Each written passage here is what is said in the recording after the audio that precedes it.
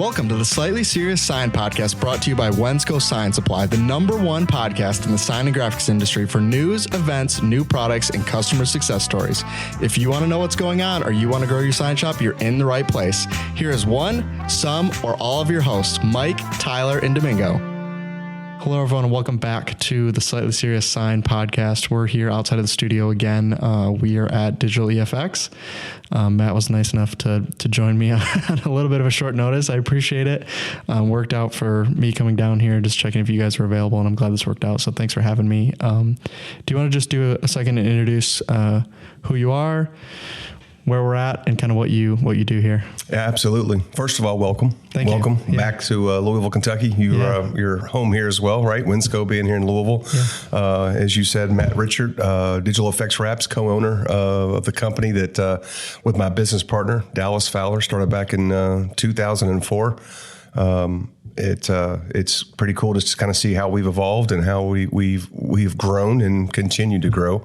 But it's just been an honor and privilege to be here with you today and talk short notice. But, you know, being a business owner, it's all about putting out fires, right, and being able to pivot and do. So happy to have you here and look forward to our conversation today. No, I appreciate it. Yeah. So 2004 is when you guys started here. That was the question I was going to ask you. So so you went through 2008 and COVID then. It seems like you have survived. So Yep. what do you think got you through both of those? Let's call them bumps in the road, I guess. What was the first bump? What was the first bump you talked about? 2008, the recession. Yeah. Yes. The first one was when the recession came. We were lucky to be small. It was Dallas and I. We had maybe one helper, so our overhead was a lot lower. Our daily numbers, weekly numbers, monthly numbers were a lot lower. So we were able to weather the storm. But I think it also helped that we were making $350 each a week. Yeah. I've been talking about that a lot lately about kind of slowing down and speeding back up and kind of remembering where you came from. But we were able to weather that storm. It was rough. We had a lot of tough times, but we weathered it. But from that, we learned really how to be a penny pincher. Yeah. Really how to, as much as you'd like to pay yourself some more, we've always kind of looked at our bills getting paid at home, at least for right now. When COVID hit, man, you could do a whole series of podcasts on that. Our first question was, are we essential? That was the 5-day, 6-day flatten the curve, and then whether we were essential or not. And we had just so happened to start picking up doing some EMS and fire department work here in Louisville. And we had 3 ambulances that were on order and coming to us. I called the local fire department, asked him, would he even consider us essential? He said, heck yeah, you are. You're rapid. Because we actually had a plan to actually, what do we do? Do we work at night? I mean, we literally were going to come up here at midnight, sneak on the roads, drive up here. Because remember at one point you could be on the roads but couldn't. And we didn't know if we had to work from 12 a.m. To 8 a.m. and then sneak back, So I think more than anything, too, that made it very intentional. I think everyone was, I was scared. I was fearful of the unknown, what was going to go on. Yeah. I think Dallas and I, not daily, man, but at least once a week, we would say, well, I'm not going to let a virus take this business out. Yeah. Whatever we got to do. I don't want to lay anybody off. I don't want to get anybody. But if it's got to be you and me in a 6,000 square foot building, Dallas and I, to survive, that's what we'll do. Luckily, our team was supportive. They understood. They weathered the storm. They worked their butt off. And we learned a lot from that. And we made a lot of mistakes too. I mean, we gave a lot of stuff away, extra time and bonuses when we really didn't have the money to do it. But we just felt like it was just happy to be alive, And then, of course, I think the toughest challenge, not to get on that topic, but for us especially, not even in business, but at home, was what do you do once it goes away, right? Because when COVID hit, it was a light switch. I mean, it was March 20th or something like that? Yeah. Do you remember? I mean, it was almost like that day of realizing that they kind of shut the country down. And, but I always said when it comes back on, it's not going to be a light switch. It's going to be a dimmer where it brightens up. But then it was kind of like, if you remember, what do we do now? It was kind of like, hey, it's back to reality. And you also too, you hear, well, back in COVID, gas was cheap, or in COVID, we were making signage like crazy. And, our boating customers were selling a lot of boats during COVID and RV, this weird, anomalies. And now things have tapered off. And, I think officially, would you agree, that we can quit using COVID as an excuse. Yeah. How long? People are still using it, though. I know, right? Yeah. Well, actually, most of them just transitioned from COVID to tariffs, at least on our side, right? It's like, right. Oh, yeah, because of COVID. And then it was like, oh, conveniently enough, there's another excuse. Valid point. So, yes, great question. So, yeah, the two tires, when I answered the question or not, it was just putting your nose down. I think the last thing I'll say on this, and I've said it before, but I didn't get mad at it when people kept saying we're pivoting. We're in COVID, we're pivoting. And I was just like, we're all Americans. We're just pulling our bootstraps up harder and farther, and we're working harder, right? Yeah. And we're being more intentional. Yeah. And I think that's what most of us have done. I think what we saw is a lot of the shops that really succeeded were, the word I always used for it was flexible. And it was, hey, we didn't do this type of signage before. It wasn't really a thing that we did. And now it's like half of what we do, right? So we saw a lot of people going into, they did some floors, and now it's like, well, now that's what we do, right, during COVID. And right. Now I think it's interesting seeing, we're way removed from that, right? But what they kind of started doing during COVID, they're still doing, right? They found out like, oh, actually, there's actually some money to be made in this. Yep. So I think that's interesting. How important do you think staying flexible is to staying in business? Obviously, I think staying flexible is important in staying in business. I also think you can be too flexible. I think you can say yes to too many things. You guys, some of the articles I've written have touched on that subject, but being flexible is key, especially during a crisis, whether it's a mortgage crisis or an economy issue, or especially a COVID situation where we're completely new to it. You have to be as flexible as you can. Not to get back on that topic, but what do? We didn't know whether you could even shake someone's hand, right? So one thing that we saw, talk about changing your business, we've gone back to normalcy now, but we wouldn't allow any clients in the building. So they would drop the vehicle off, call us. We had a basket. We'd go out and spray alcohol on it, rubber gloves, not knowing, I sound like an idiot now, talking about it, but we were trying to be safe, and we'd pull the vehicle in and do the work, make the invoice, call back. But after a month or so, my brother and I in sales looked at each other and went, it's kind of nice not having any walk-in business, isn't it? Like, what if we should go to appointment only? But you lose that personal touch, right? Yeah. I was after 3 months, I was like, I'm missing shaking people's hands. Yeah. I'm missing talking to people and looking in their eyes. The Zoom was great for 3 weeks, and then it got on. There's a whole other podcast for you too, right? But with that being said, I think being flexible is key. We have to be flexible. Even this week, you've had to be flexible, right? You've had to change course, change direction. And sometimes you do have to do some jobs that maybe you don't want to do because it could lead to some other business, for sure. But with that being said, I'd love to see the sales of floor graphic film during COVID versus now. Yeah. I'm sure, like you said too, it's probably may have increased just because of that. So it definitely gave an injection into or a boost into the graphic industry. Yeah, there's definitely a new baseline for floor graphics. I even think about in like grocery stores now. I don't think before there was anything on the floor, and then they had the 6 foot distance. But now when you go in there, it's like hey, the apples are this way type signage on the floor that they realize, oh, this is an option for us. We can just use it as normal signage. Absolutely. That in concrete, I'm seeing more graphics on concrete and pillars and walls. So great question. But being flexible is key. I think just making sure that you're thinking everything correctly and properly before you accept that job. One of my big things here is been saying and beating the drum religiously the past year or so is we want to under promise and over deliver. When you say that to someone, even though they're just words, it does mean something, and especially to a business owner. We want to under-promise and over-deliver. Love to meet your deadline. Hate to lose your business. Or never done that sign before. I'm a little bit concerned about A, B, and C. But if we can do this correctly, and we're allowed to we're being able to under-promise and over-deliver, it'll be a win-win situation for both parties. And I think most business owners understand that, and it makes everything else run usually pretty smooth. I think you wrote, talking about one of your big things is you like to meet with all the clients. You like to shake their hand, look them in the eye whenever you're doing that type of business. How much of the problems do you think maybe some of these starting sign shops run into that they could avoid if they just kind of sat down and had that conversation up front to know kind of what the customer's expecting, what they actually need, that kind of thing? Yeah, great question.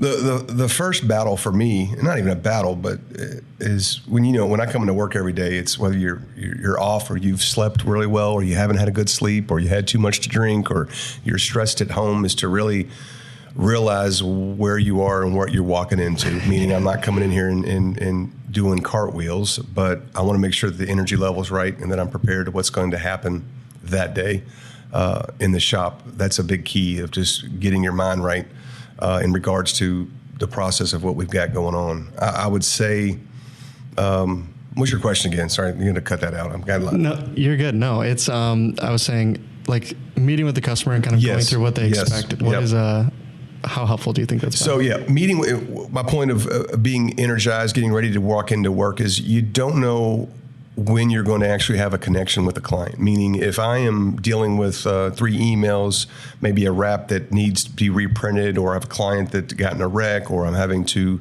deal with a commission sheet or dealing with some marketing, whatever the case may be, and a client comes in and I don't have that opportunity or that energy to really meet them properly, we've lost out on an opportunity. We've lost on a way. There could be also days where I have nothing going on, or I'm more relaxed and I have a client come in and I can actually spend 20, 30 minutes with them. I am big on that first introduction, that first interaction. I mean, think about friends that you have. Yeah. Think about close friends you have, whether it was from high school, college, or even now. The first time you met, not to be corny, but you kind of had that connection. Yeah. You're not dating your clients. You're not trying to become friends with them, but you feel that. That's, to me, personally what I enjoy. You can also read to them. You can tell whether they're super picky. Yeah. You can tell whether price is a big component for them. You can tell whether or not they're impressed or they have a lot of questions about what they're seeing visually around the shop when you're talking to them. You can have someone that you could automatically respect from the very beginning. And if I feel that and they can feel that from me, conversations about pricing and deadlines and artwork are the easy part. We've kind of gotten that hard part out of the way. I remember you talk about writing an article. I think it was 5 years ago. It was before COVID, about the wrap shop of the future. What would the wrap shop, or a graphic shop for that matter, look in the future? And I talked about technology and AI and whether we had robots wrapping for us and we'd have a white epoxied floors with black ceilings. I said, to be honest with you, I think people are missing the simplicity of life again. Getting back to shaking hands, getting back to making not even a cold call, but coming by and making a call. You can do a Zoom call, but I encourage my clients to, I tell them over the phone, and this is a little tip, whether you're doing this or not, is I literally say verbatim, you can send me pictures, you can send us pictures of your vehicle, you can send us artwork, but most importantly, we want you to come to our facility so that we can meet you in person, shake your hand, look you in the eyes, create a relationship, and see where we can go. Even though this is about a sticker or a large sticker for your car, I want to be talking to you in 10 years. I don't want to just talk to you now. And people are kind of, I think, and if you say that honestly and you say it with some little bit of passion and sincerity, it comes off that way. And you've kind of opened the door for open communication. Yeah. I think a lot of times what we've seen too is, sometimes when you overpromise, you didn't even need to overpromise because you didn't actually know what they needed, right? So maybe they said, like, we would joked about it sometimes, like telephone, right? The first guy said, oh, it'd be cool if it could be done by Friday. And by the time the last guy heard it, he said, it has to be done by Friday. And then you find out, you're like, oh, we're not going to make your deadline. You call him and he's like, I mean, that's fine. If you can get it to me next week, that's good. And you're like, oh, I thought you had to be done. But if you're not having that conversation, sometimes you just miss that entirely. Absolutely. I think also, too, I don't know if you agree or not, but that's assumptions. You know what I mean? Assumptions can kill a lot of things. Assumptions are big time, too. When you assume he said one thing or she said one thing and then you do another. We literally have a project here that we worked over the weekend on. The deadline was Monday, June 1st. Paid our installers a little bit extra just to get it done. We were behind, and we said if we could keep it for the entire week, we'd have it done by Monday. Trailer's still here, right? Yeah. So you wonder, sometimes you do, but that was verified numerous times via email, and as well as everyone else that's listening to this or does listen to this, is that if we had not done that job, they'd have been here Monday morning, 8 a.m. with their truck backing up, asking why it's not done, right? It's kind of like car insurance. You buy car insurance, you may never get in a wreck, but as soon as you don't have it, you'll get in a fender bender this afternoon. Yeah, that's so fun. We talked about that literally on the last episode, I think, about sometimes you rush a job and then a week later the thing's still sitting here and you're like, wasn't it an emergency? Be like, well, we thought so. No, yeah, it is. And obviously it's common sense, but especially when people have deadlines and you talk and assume, right? If someone says, man, I got to have it back by Monday, and you go, okay, and now it's, all right, we understand. I want to confirm to make sure Monday is our final deadline. And do we have any extra time? If it's spilled into Tuesday or Wednesday, then they're going to let you know, actually, in all honesty, if I could have it back by Tuesday at noon, we're good. But they may say, we used to say just Monday. Well, what's Monday? Yeah. If Monday's 8 a.m. pickup, that means it's got to be done Sunday. But if you're going to give me Monday till 5, we might be able to build in 2 to 4 hours worth of work on Monday to get it done. So you have to be very precise on your communication. But you're right. It's I think people want what they can't have, and they just want to be told when they can have it. And then they kind of put the burden on you, so to speak. Yeah. The other thing you brought up earlier is sometimes you want to be a little less flexible in your business. And you've written a lot about, I think it's your first article on Wrap Fam Unleashed is about profitability. And when we do trainings and people ask like, oh, how do you price? I always just tell them like, honestly, pull up the magazine, just read through Matt's first 12 articles and you'll be good to go. What a compliment. And, but literally, and it's not like if you have this job, here's the square footage. And it's literally you just explaining okay, if you just know your cost, then you can know what you need to sell it for. And I think there's a lot of people that aren't doing that. So why do you think it's so important to know when to say no and to protect your margins? Is the word I'm going for there. Yeah, it's a great question. Knowing when to say no is hard. You have the first thing is fear. Yeah. I still have fear, but I think fear really helped me in the beginning of the business, and I think it hurt us as well in growth and fearful of maybe we shouldn't take that lead, maybe we shouldn't take that client, maybe we shouldn't do that. And talking to some of my peers in the industry that are even more successful than Dallas and I, and we look up to and admire, have dealt and deal with the same things, but so afraid of not saying no to someone's motorcycle helmet. And then staying here till 2 a.m, rewrapping it 3 times until we finally got it right. And you were so nervous about quoting $250 for it. And this is back in 2004, that God, I can't believe someone's paying $250 for a helmet. We're making some good money. And then the guy picks it up, loves it, and then next week calls you and it's bottle capping, and you trim it back some and put clear edge tape, and then it starts to peel more, and then you promise to reprint it again, and then you're there again at 2 a.m, and then you go back and reverse engineer that. I should have given that guy $250 and said, I can't wrap it for you because that's what it cost me in my time away from my family. But you consistently do that because I was so afraid that we'd go out of business, and I would say, man, if I'd only wrapped that motorcycle helmet.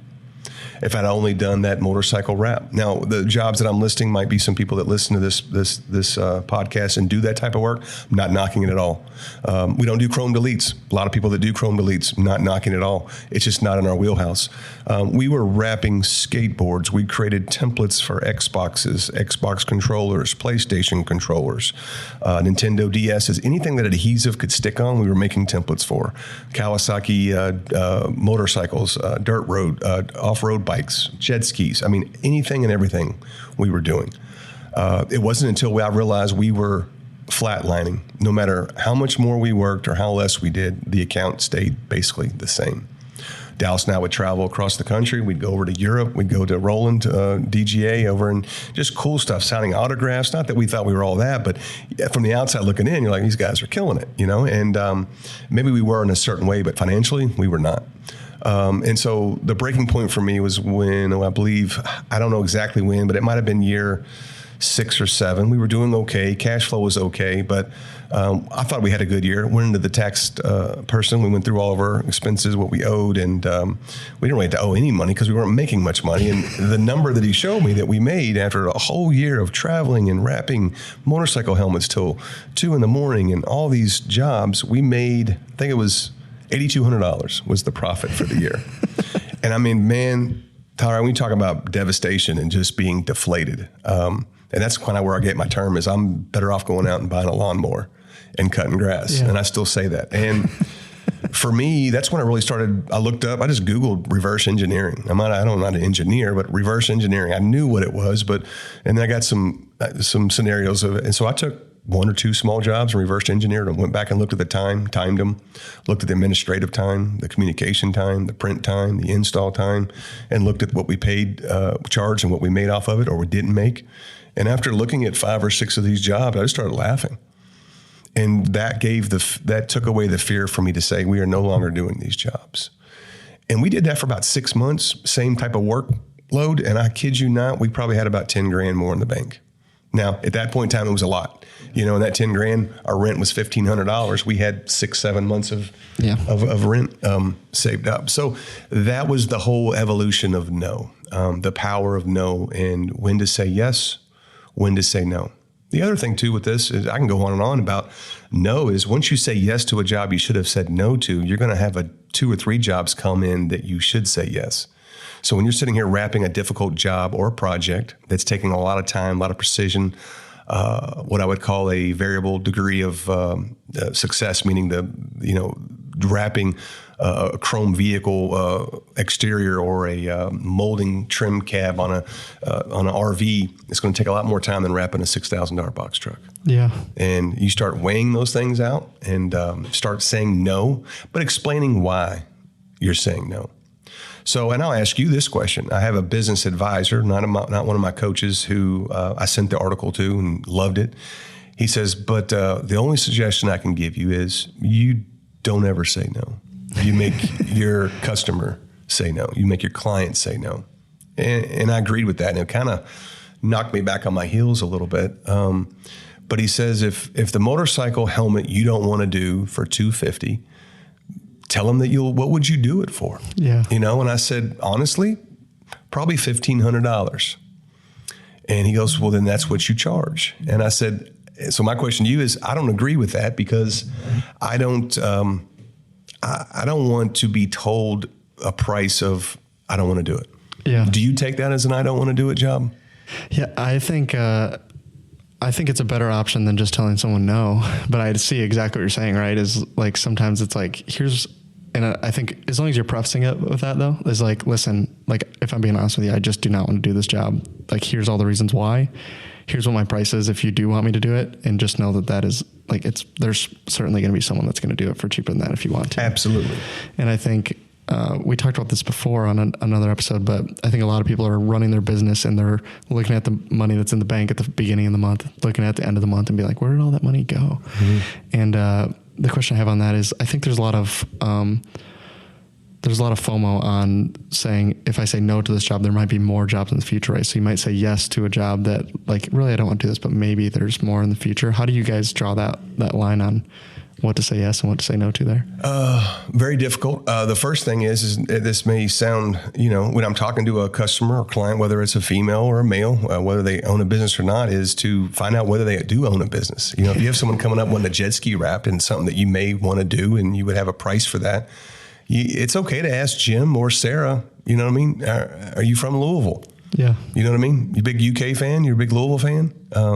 You mind me asking where do you work? You know what I mean? Are you work in town? You travel much? And they may say, I own a landscaping company, or I work for a pharmaceutical company, or I'm a doctor, or so. Then you're automatically finding out whether it's someone. Not that you're going to only do work for someone that owns a business, but it could be finding out what they're actually looking for. I always say too, especially at home with 3 boys, is not my pig, not my farm.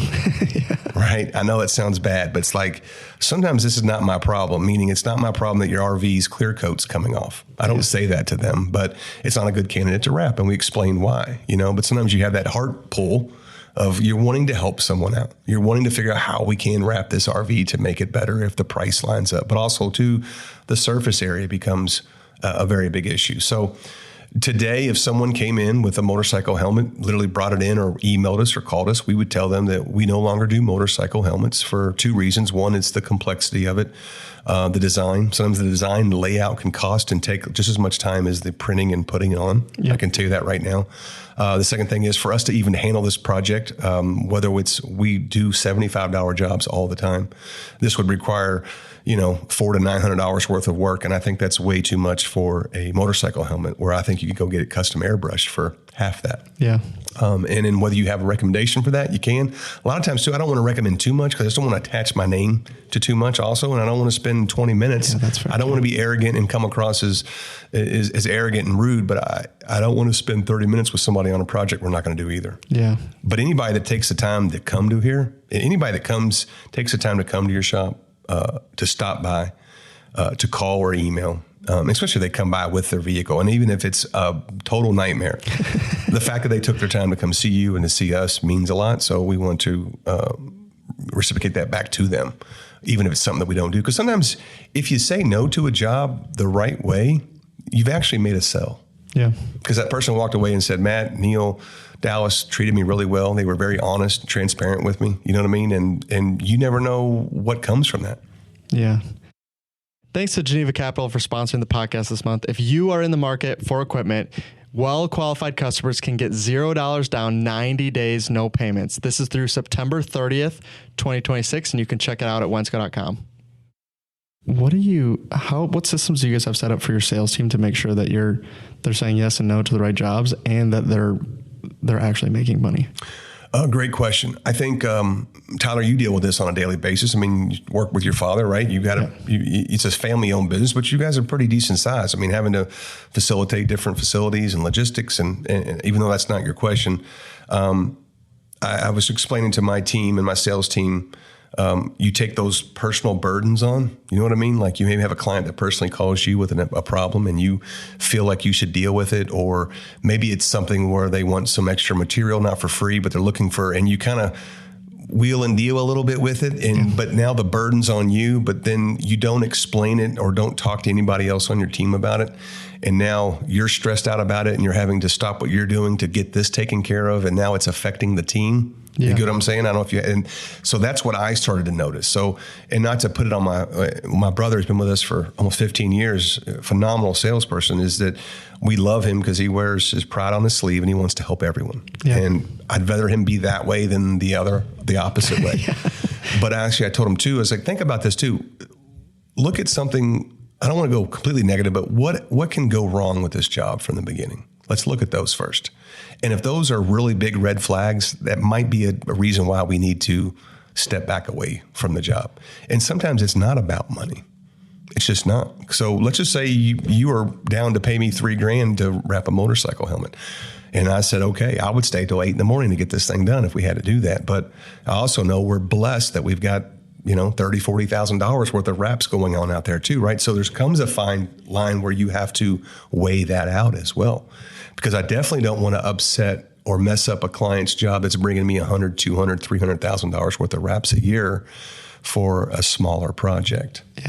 Yeah. One of these, I wish I could remember who told me this, but they referenced the fact that if you say no to a job, he said, what you also know is, right, there's other work that's out there, right? So you're freeing yourself up to do another type of job that maybe is more profitable, but also you're clogging up someone else locally's pipeline, right? Someone else is going to say yes to that job, right? He's going to go around until he finds someone to do it. And you think, well, what could happen is he could go, he could walk over to your competitor just on the road and your competitor could say yes. He spends 2 days doing that job. In the meantime, someone else shows up and needs a job done. He's too busy now. He's wrapping a motorcycle helmet for 4 days. And they come here and you get that business. And I thought that's a really interesting perspective to say, like, the bad jobs could actually clog up my competitor's pipeline. Absolutely. Saying no can basically helps your profitability. Yeah. Maybe there's got to be a better way of saying that. I think realizing or determining what jobs and projects fit your personnel and your business model are going to make you more profitable. Yeah. I think that's the biggest thing. There are times too, there's a lot of jobs that I wish we had more of a outdoor installation team. You know what I mean? Of a lot of projects where we just go do installs. I used to never understand how people can just do installs only. Now I see why. After 21 years, I see why. There's a lot of opportunity. But with that too is a lot of odd hours, a lot of logistic stuff that can come up, and it doesn't fit our model right now. And at this point in time, we're not able to accommodate every single job that comes in. Yeah. We try to respond back. I mean, even site surveys. A lot of people, we get hit up for doing site surveys all the time. If they're very close to us and reasonable and the numbers are aligned, we will try to accommodate them. But a lot of times we just don't have time to go out there and do that. I think we've all gotten the call is, can you come over to the dealership and install this wrap on a Tuesday? No. We're in a 16,000 square foot building that needs to be here in our environment to go do that. So, and to touch on that, we have slowly turned off retail in our business model. We had PPF going hot 8 years ago. When it first came on, we were doing great work with it. It helped us get through it. We no longer do PPF anymore, just because of our business model, not having enough techs that properly do it, not doing it enough, and then having to pull people off wrap jobs to do PPF was a job we no longer do anymore. So we don't do any stripe kits anymore. We don't do any taillight tint. We don't do any restyling. I don't wrap spoilers and just door handles only. People say, well, why would you not do that? Because our business model is not set up that way anymore. And the one thing that I learned too is, and you'll think about this, there's a lot of businesses that start out with a product, one product, two, maybe three, and they're successful with it, enough to get the business growing, okay? And enough to pay the bills. But then what happens is they get better and they grow and they actually get into other things and they expand and they really kill it with that. But they never get rid of the first thing they started doing because it's their baby. Yeah. It's one of those things where we can't get rid of that. That's what got us here. And sometimes what got you there is what's actually keeping you back from growing even more. And that's been like, oh my God. So I'm not saying paint protection made us on the map, but it was that mentality of, let's do anything that has an adhesive that can stick to anything we're going to do. And the more we started to sift through it and to put those categories into buckets and to figure out what was important, what was not, made sense. So the other thing too is I role play a lot. I know it sounds crazy, not crazy, but one of my biggest commercial clients was in here and we were talking about retail stuff. And he said, I thought you were doing retail anymore. I said, we're only doing certain things. I said, do you mind if I role play with you? Because I want to come across as you're asking me to do a realistic $185 job, but I would need $500 to $600 to do it. And he said, oh, let's go. And I said, Mike, thanks for coming in. I said, the job that you're looking at is usually, you could probably find someone in town to do it for a couple $100. The way we're built to even pull a vehicle into this area, it's $500 to $600 to even tie that space up. But we could do that job for that rate. I'm not saying you're agreeing to it, but I just want to let you know that in order for us to do this type of job, this is what it takes because of the time. We have to detail it, wash it, get you set up, text message, everything to your warranty. But I don't like being told a price of I don't want to do it, but I just want to be clear on how we operate. And he was like, sounds great. I know it's a lot of verbiage, a lot of word salad, but I think when you have those conversations and sometimes when you have that conversation in the installation bay, it's real, right? It's real when you're even at their facility or at your facility. And it can be over a phone call or email, but sometimes that's back to that whole personal thing. Yeah. When you have those conversations in person, people act differently. Yeah. Yeah, I mean, it's the reason we come and do these podcasts in person, right? Like we could have Zoomed. Well, we could have Zoomed. Those are still great, right? You still feel like in the same room, but yeah, I do appreciate the one-on-one. So, and the other thing with saying no too is not only saying no, and this is part of that article I wrote and I've written recently about this is you want no's in a sales conversation. Yeah. I read Chris Fosta was a negotiator. I don't know if you read it. He writes a book. I'm having a mind blank of the. I don't know the book, but the FBI hostage negotiator. Yes, yeah, I know what book you're talking about. Anyways, he's talking about, when you go into a car sales, you go buy a car, they'll come in and go, Tyler, nice, how you doing, man? Must work at Wensco. Right? What's on your shirt? You're going to say yes. It's a beautiful day outside today, isn't it? Yeah. Yeah. Blue sky. You know what I mean? And what they're doing is they're getting yeses from you. Not to say you're going to say yes to the car they pull out, but they want that yes vibe.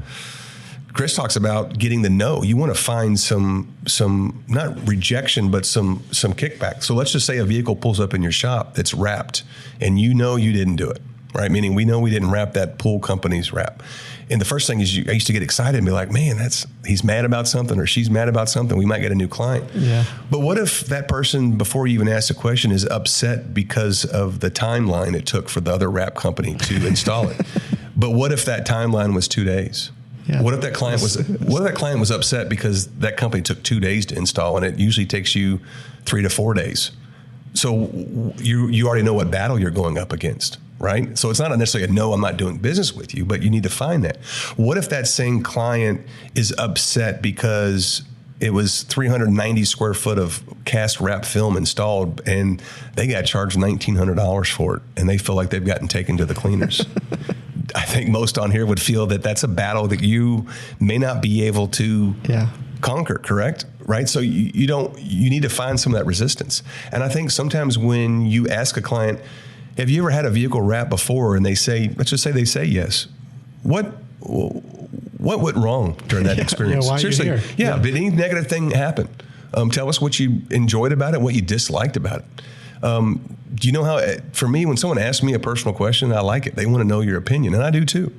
And sometimes you can get that result, and you're building that trust, you're building that rapport. Because it also can be like, Tiffany, I appreciate you coming in, but our average wrap for that type of box truck is probably around $5,200-$5,500, and you're saying it was $2,000.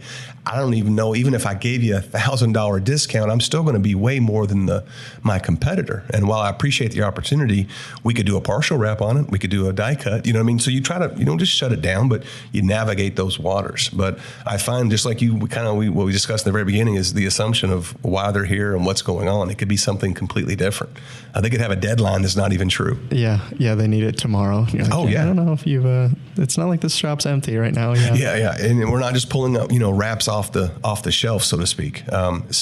But 21 years in business, it's taken a long time to learn how to say no in the right way. Yeah, that's done a great article too. No in the right way, Yeah, for sure. You mentioned earlier about reverse engineering. What were the things you were looking for when you reverse engineered your job to know like this? So let's do vehicle wraps. Obviously, you're doing a lot of commercial vehicle wraps. These are profitable versus PPF was not profitable. Mm-hmm. Profitable was PPF. We can use that. PPF was profitable in the beginning, and it was towards the end, so to speak. Full transparency, I think the level of our install was not the best, but I think we got pretty good at it. I think what we started to look at is a client would come by with a vehicle. We'd meet them, shake their hand, do a tour, do a vehicle inspection, figuring out what it was clear-coated, or not clear-coated. Yeah, it had ceramic coating on it. Did it have any existing PPF? Sometimes a client would come in requesting a certain vendor or a manufacturer film, which we either carried or didn't carry. We had some clients that didn't want bikini cut around the entire vehicle. They wanted everything wrapped around the edges, which we didn't do. Everything we did was plotted out.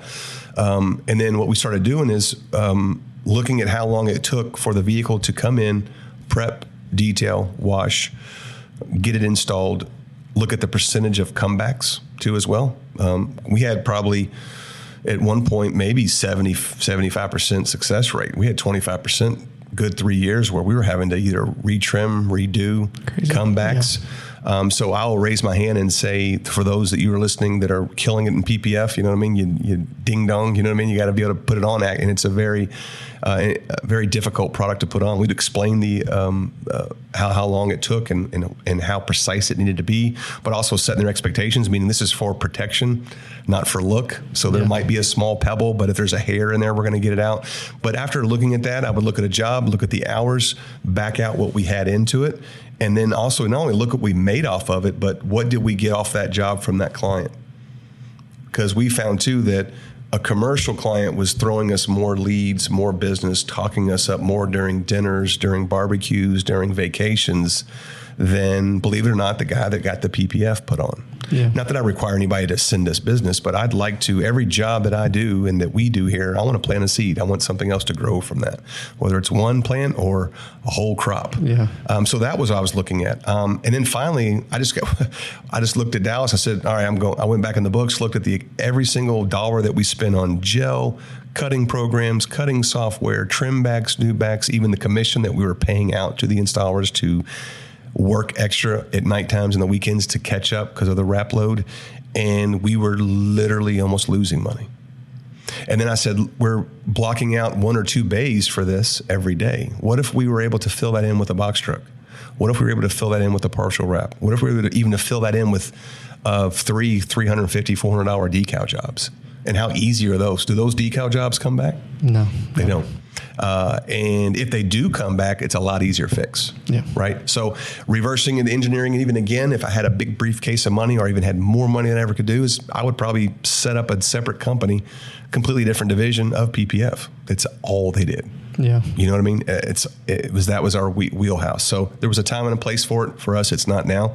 But once again, too, holding our conversation, but the dry PPF, the color PPF is coming back. It's not coming back. It's now rejuvenated. And now it's like, there's a part of me goes, we need to get back into this some, because we are doing some color change. So that was the reverse engineering. And then now I try to, once every 2 weeks, take at least one job, whether it's a $500 magnet job or a $8,000 bus wrap, to just reverse engineer it too, to make sure that we are covering our bases, because you can get out of hand, so to speak. You can, you probably raise your hand on this, and a lot of people listening to this too is guilty of many years is, well, what did we charge them last year?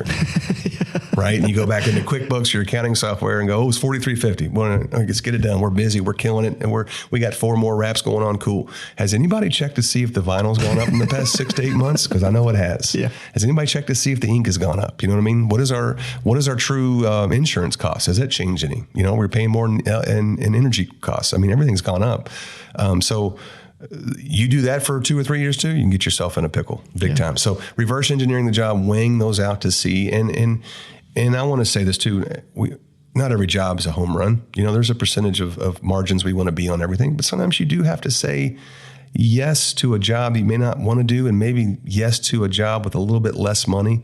And sometimes you still have to take those chances. You still have to be a little flexible. Yeah. You still have to be willing to, let's just try it, just no different than someone saying, Matt, can you wrap my race car? I've got 30 race car friends. I can give you all the work that you need.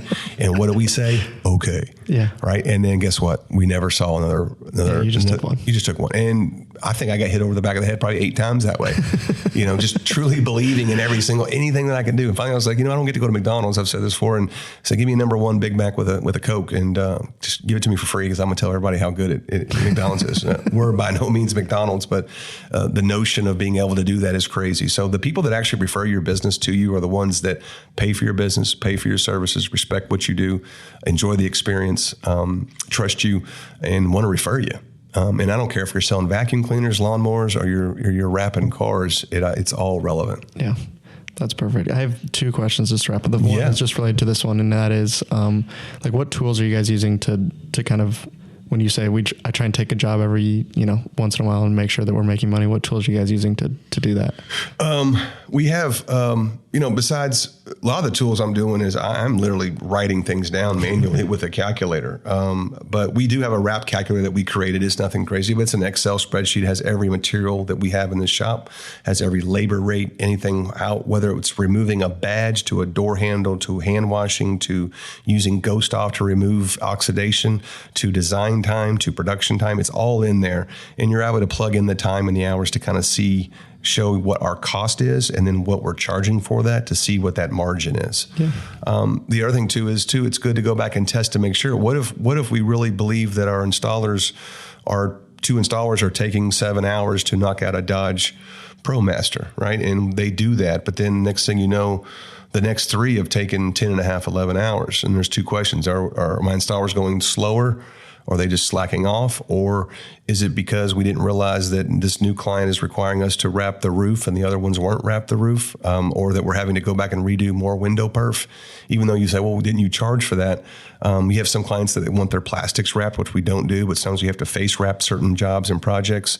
But I tell my installers, it's not to necessarily check to whether or not you guys are going fast enough or efficient enough. Is if it's really truly taking us 11 hours, we need to be charging for that. Yeah. I don't want to just charge the 7. I also don't want to nickel and dime my clients. Same thing goes for removals. I highly recommend time your removals to make sure that whether you're charging by the hour or you're giving a block set rate to calculate that. So I'll go back in and I have a little huddle. We call them huddles. Everyone has huddles. Neil, sales rep, Jimmy's plumbing company. How would the sale go? Did you have a lot of administrative time? Were they easy to work with? Did we go to the design team real quick? How much revisions did we have? Was it a struggle? Did we generate revenue on the marketing and the branding side of it, or do we lose our shirts on it? Because sometimes you do. Sometimes just yeah, this is par for the course. And then we'll meet with installers real quickly. And I'll look at it and go, it's a home run. That was a great job. We need to duplicate these types of jobs. And here's why it went well. Because sales handled it properly, design handled it properly, production handled it properly, installation handled it properly, quality control happened. We all huddled, we all communicated, we didn't assume, and we win. The hard part, as you know, being a business owner, is how do you keep that consistent? Yeah. How do you reduplicate that over and over and over again? There's also jobs that we've done 19 times, and the 19th one, we didn't have to reverse engineer, even though we lost our shirt on it, because we printed it on the wrong material. We printed 400 square foot on a box truck on high tack. Oh, that's fun. That's fun. So you're definitely not going to put high tack on there because it's never going to come off. We know they remove them every 3 years, right? So you eat 380 square foot of film and you not laugh, but you go, how did we mess up on the 19th exact same? Yep. Assumption. You know what I mean? It's just those small little tidbits that can get you stressed. So hopefully I didn't ramble on and answered your question with that. But no, that's good. If you're doing vehicle graphics, fleet works, or general long-term signage, Metamark makes materials for how installs happen in the real world. MD5 is a super versatile film. MD5B is for spot graphics, partial wraps, or general long-term signage. It comes with Meta Escape, which is an aerogress technology made for bubble-free installs. MD5UB is their ultra high-tack version of that film. This is made for textured surfaces, block walls, or low-energy plastics. You can check all of those out at Wensco.com. Metamark, made for professionals. In 2026, G2G and Wensco will launch 2 new products into the market. The one is the United Stick, which is a high efficiency, affordable, and reliable product for your sign and lighting projects. The second is LumaLink, which has a power pin design that's made to be cut and done anywhere in the field or in your shop. This is for small channel letters or any large projects. Check them out at Wensco.com. This episode is brought to you by Arlon Graphics, trusted for innovative high-performance cast vinyls. Check out their newest product, DPF V9500, a non-PVC polyurethane wall film built to tackle ultra-textured surfaces like a pro. More exciting new products to come soon from Arlon. Check them all out at Wensco.com. We're in an industry where unfortunately there's about 4,000 options for when you're going to wrap a vehicle between vinyls and laminates and all that stuff. Mm-hmm. So I think if you don't have a system, it's going to be the easiest industry of all time to mess something up when you go to do this. No, it really is. And everybody knows your margins, but if you and I own a business together, right? And let's just say, we sell a banner for $100 and we have $25 in it. That includes the material and everything. You just, you take $100 and subtract 25 from it, right? You got 75, and you take 75 and divide it by what you sold it for. We're at a 75% margin. It's kind of a quick little, now there's so many different facets in that, yep. Right? But that's kind of how you figure it out. So if you're doing those calculations and adding up everything, the time, whether it's waste or not waste, and you're seeing 25, 35, 40% margins, you might be a little wary because that 40% at the end of the year is not going to be 40%. It's going to be 4% by the time taxes and dividends and bills and everything else, the net profit. So really just look at your numbers. But I think you've hit on something big here too, Tyler, that it is about money. It is about revenue. It is about margin, but also it's not. It's also about being flexible, creating a cool experience with your clients, because some of those small little things can actually allow you to grow and actually allow you to stay in the business. I mean, you got to be profitable to stay in business, but I guess my point is I don't always try to get 75, 65% margins on certain jobs. If I need to bend a little bit to get a little bit more down the future and take that gamble, take that risk, we do. That makes sense. So the last question I have for the outro is, I don't know where I read it, but you were talking about being super bullish on where the sign and graphics industry is headed and where that market is. And that could have been, 2 years ago now that you wrote that, for all I know. But what I'm saying is now leading into a time where prices are going up and we're seeing a lot of customers say like, oh, it feels like we're stalling, business is slowing down. What would you kind of say to those customers that are feeling like, oh, we're in a slowdown period here? Great question. Because as being business owners, we're dealing with the same thing, right? So if you feel things tightening up from on the outside, or if you feel like gas is getting too expensive, or you feel, and we obviously do feel that things are getting more expensive. And I laugh what it costs to feed my 3 boys at Taco Bell now versus what it even was 5-6 years ago, and even minus recessions, minus whatever, political whatever, prices do increase. Yep. But most smart business owners, and I don't tell them or ask them if they're smart, is they're going to invest in their company when times are slow if they can, if they've run their business right. You know, when you're slow, it may not be the opportune time for a company to wrap 20 box trucks, but also it's a great time for you to do some advertising. Yeah. And a lot of times, even during the recession, we had a lot of clients that were doing full wraps. And what we did is we came back and started doing partials and die cut kits. So even though it wasn't a $5,000 ticket item, it was a $2,500 ticket item, but we were getting more $2,500 ticket items. Yeah. So I think explaining to a business owner when things get a little tough, a little bit rough, is to figure out a game plan too. Say, Larry, I know in your dream world, in your perfect world, what would you like to happen in 2026? And they may say, I've got 7 trucks, Matt. Love to get them done, but the way things are looking right now, I'm just not going to be able to get 7 of them done, even 2 at this point. And that would be a conversation of, well, what about it? What if we did a partial die cut kit on all 7? What if we were able to, for you, since we've done some business in the past, what if we waive the design fee? And if you committed to doing 7 units on a partial at this rate, would you be willing to do something like that? Is that advantageous to you? And sometimes you're like, you know what? That's actually a pretty good deal. I've got a company right now that is a killer company. They've built a new building, had a fire at one of their locations, had a lot of issues going on, and he had 14 vans to get done. He asked me straight up, can I pay for 8 and the other 6, can you give me 60 days on? You know what I mean? 8 years ago, I wouldn't be able to do that financially. Not that we're loaded, but you know what I mean? I couldn't just float all that. This year was not an issue. And since then, he's done 4 more than what he said he has, and he's up to he's paid everything off. So sometimes taking those small things when things are slow. But man, you're right. When things are slow, and we're not feeling it right now, but you know, it's hard to, you go back to the whole thing of you start to say yes to a lot of no's. Yeah. And that's okay too. I think it's okay too to go, you know, would you agree? I think you can always go back to some stuff. Yeah.